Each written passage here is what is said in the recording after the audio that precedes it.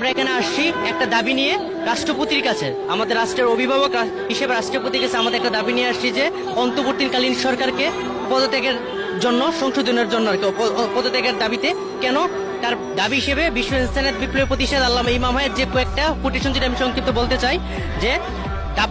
খাদ্যদ্রব্যের অগ্নিমূল্য, এটা আমরা সবাই অবগত আছি, এবং জননিরাপত্তাহীনতা। আজকে আপনি দেখতে পাচ্ছেন আমরা জনগণ কোন নিরাপত্তা,